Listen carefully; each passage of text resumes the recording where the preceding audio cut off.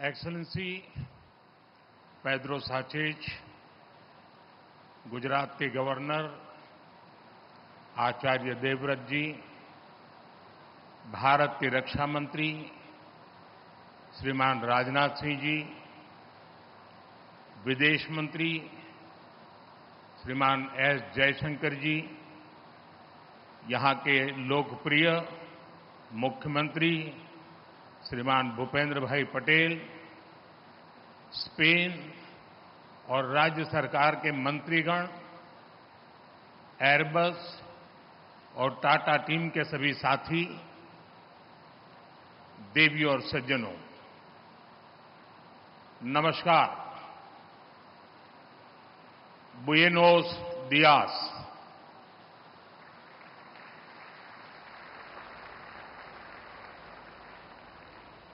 मेरे मित्र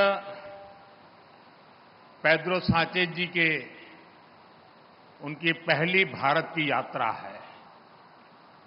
आज से हम भारत और स्पेन की पार्टनरशिप को नई दिशा दे रहे हैं।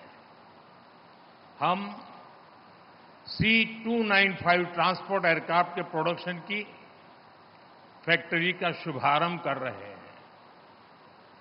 ये फैक्ट्री भारत स्पेन संबंधों को मजबूती देने के साथ ही make in India, make for the world इस मिशन को भी सशक्त करने वाली है। मैं एयरबस और टाटा की पूरी टीम को बहुत बहुत शुभकामनाएं देता हूं।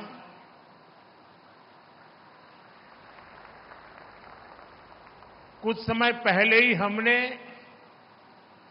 देश के महान सपूत रतन टाटा जी को खोया है। रतन टाटा जी आज अगर हमारे बीच होते तो शायद सर्वाधिक खुशी उनको मिलती, लेकिन उनकी आत्मा जहां भी होगी वो आज प्रसन्नता का अनुभव करते होंगे। साथियों, C295 एयरक्राफ्ट की फैक्ट्री नए भारत के नए वर्क कल्चर की उसको भी रिफ्लेक्ट करती है। आज किसी भी योजना के आइडिया से लेकर एजुकेशन तक भारत किस स्पीड से काम कर रहा है ये यहां दिखाई देता है। 2 साल पहले अक्टूबर महीने में इस फैक्ट्री का निर्माण शुरू हुआ। आज अक्टूबर महीने में ही ये फैक्ट्री अब एयरक्राफ्ट के प्रोडक्शन के लिए तैयार है। मेरा हमेशा से ये फोकस रहा है कि प्लानिंग और एग्जीक्यूशन में अनावश्यक देरी न हो। जब मैं गुजरात का सीएम था तब यहीं बड़ोदरा में ही बॉम्बार्डियर ट्रेन कोच बनाने के लिए फैक्ट्री लगाने का फैसला हुआ था। इस फैक्ट्री को भी रिकॉर्ड समय के भीतर ही प्रोडक्शन के लिए तैयार किया गया था। आज इस फैक्ट्री में बने मेट्रो कोच हम दूसरे देशों को भी एक्सपोर्ट कर रहे हैं। मुझे पूरा विश्वास है कि भविष्य में इस एयरक्राफ्ट फैक्ट्री में बने विमान दूसरे देशों को भी एक्सपोर्ट किए जाएंगे। फ्रेंड्स, प्रसिद्ध स्पेनिश कवि अंतोनियो मचादो ने लिखा था, traveller there is no path, the path is made by walking. इसका भाव यही है कि लक्ष्य तक पहुंचने के लिए जैसे ही हम पहला कदम उठाते हैं, रास्ते अपने आप बनते चले जाते हैं। आज आप देखिए, भारत में डिफेंस मैन्युफैक्चरिंग इकोसिस्टम नई ऊंचाइयां छू रहा है। 10 साल पहले अगर हमने ठोस कदम नहीं उठाए होते तो आज इस मंजिल पर पहुंचना असंभव ही था। तब तो कोई ये कल्पना भी नहीं कर पाता था कि भारत में इतने बड़े पैमाने पर डिफेंस मैन्युफैक्चरिंग हो सकती है। उस समय की प्रायोरिटी और पहचान दोनों इंपोर्ट की ही थी, लेकिन हमने नए रास्ते पर चलना तय किया, अपने लिए नए लक्ष्य तय किए और आज इसका नतीजा हम सबकी आंखों के सामने है। साथियों, किसी भी पॉसिबिलिटी को प्रॉस्पेरिटी में बदलने के लिए राइट प्लान और राइट पार्टनरशिप जरूरी है। भारत का डिफेंस सेक्टर का कायाकल्प राइट प्लान और राइट पार्टनरशिप का उदाहरण है। बीते दशक में देश ने ऐसे अनेक फैसले लिए जिससे भारत में एक वाइब्रेंट डिफेंस इंडस्ट्री का विकास हुआ। हमने डिफेंस मैन्युफैक्चरिंग में प्राइवेट सेक्टर की भागीदारी को विस्तार दिया, पब्लिक सेक्टर को एफिशिएंट बनाया, ऑर्डिनेंस फैक्ट्रीज को 7 बड़ी कंपनियों में बदला, डीआरडीओ और एचएएल को सशक्त किया, यूपी और तमिलनाडु में 2 बड़े डिफेंस कॉरिडोर बनाए। ऐसे अनेक निर्णयों ने डिफेंस सेक्टर को नई ऊर्जा से भर दिया। आईडेक्स यानी इनोवेशन फॉर डिफेंस एक्सीलेंस जैसी स्कीमों ने स्टार्टअप्स को गति दी। बीते 5-6 सालों में ही भारत में करीब 1000 नए डिफेंस स्टार्टअप्स बने हैं। बीते 10 वर्षों में भारत का डिफेंस एक्सपोर्ट 30 गुना बढ़ा है। आज हम दुनिया के 100 से अधिक देशों को डिफेंस इक्विपमेंट एक्सपोर्ट कर रहे हैं।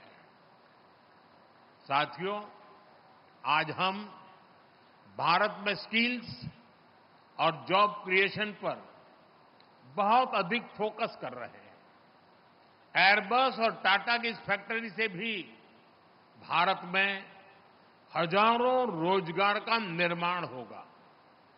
इस प्रोजेक्ट के कारण एयरक्राफ्ट के 18,000 पार्ट्स की इंडिजीनियस मैन्युफैक्चरिंग होने जा रही है। देश के किसी हिस्से से एक पार्ट मैन्युफैक्चर होगा तो देश के किसी दूसरे हिस्से में दूसरा पार्ट मैन्युफैक्चर होगा। और ये पार्ट बनाएगा कौन? हमारे माइक्रो और स्मॉल इंडस्ट्रीज ये काम करने वाले हैं। हमारे एमएसएमईज इस काम का नेतृत्व करेंगे। हम आज भी दुनिया की बड़ी एयरक्राफ्ट कंपनियों के लिए पार्ट्स के बड़े सप्लायर में से एक हैं। इस नई एयरक्राफ्ट फैक्ट्री से भारत में नई स्किल्स को, नए उद्योगों को बहुत बल मिलेगा। साथियों, आज के इस कार्यक्रम को मैं ट्रांसपोर्ट एयरक्राफ्ट की मैन्युफैक्चरिंग से आगे बढ़कर के देख रहा हूं। आप सभी ने पिछले एक दशक में भारत के एविएशन सेक्टर की अनप्रेसिडेंटेड ग्रोथ और ट्रांसफॉर्मेशन को देखा है। हम देश के सैकड़ों छोटे शहरों तक एयर कनेक्टिविटी पहुंचा रहे हैं।